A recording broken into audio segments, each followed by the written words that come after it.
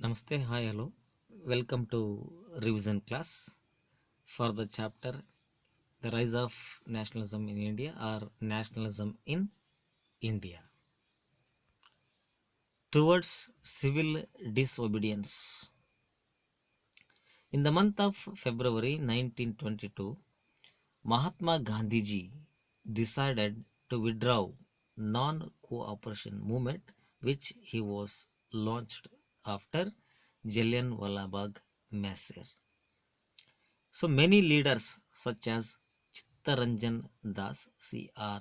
Das, Motilal Nehru, they came out from INC, Indian National Congress, and they formed Swaraj Party within the Congress for arguing the leaders for returning to council politics.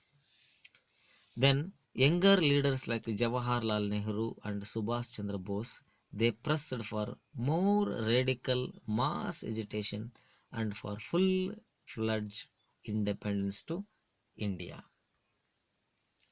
Factors that shaped Indian politics towards the late 1920s.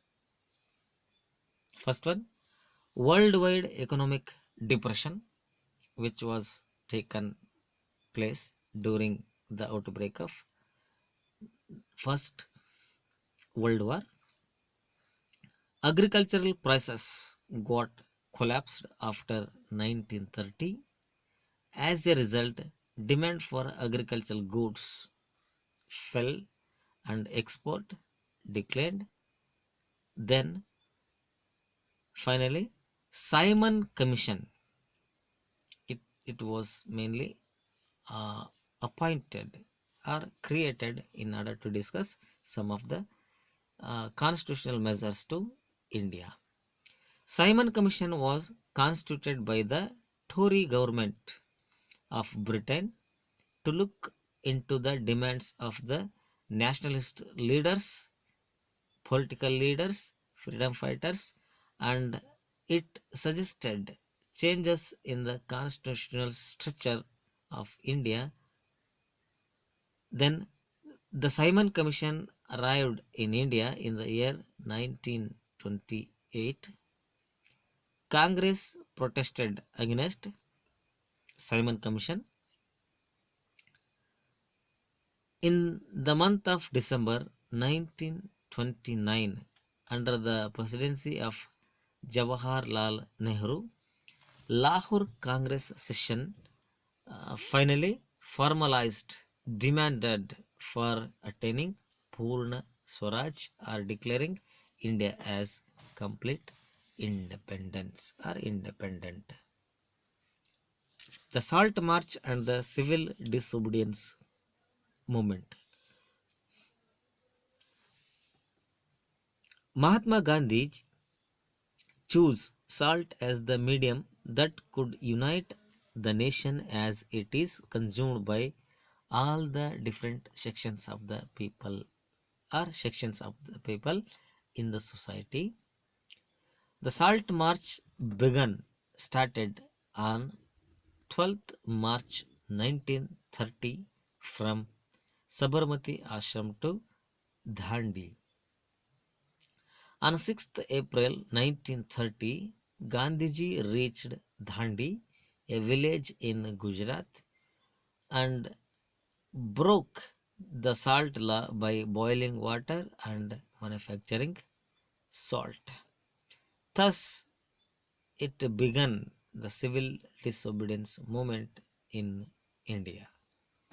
It was mainly different from non-cooperation movement, as people were now asked not only to refuse cooperation but also to break colonial rules under the civil disobedience movement.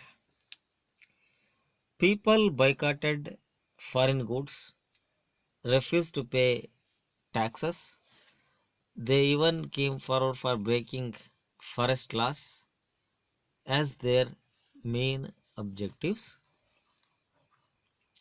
The British government followed a policy of brutal repression. British government arrested all the leaders, including Gandhiji and Jawaharlal Nehru. Mahatma Gandhiji declared or called off the movement, and he went with thinking the different means and measures for getting independence to India. Gandhi Irwin Pact. In the month of March 5th, 1931, Lord Irwin, the Viceroy, signed a pact with Gandhi.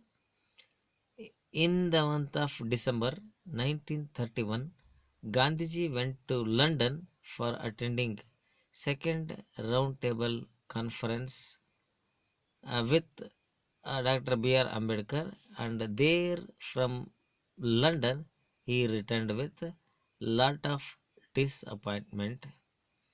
Then Gandhiji restarted civil disobedience movement by 1934, and it lost its momentum. How did participants saw the movement, and other content will be discussed in tomorrow's session. Thank you, one and all.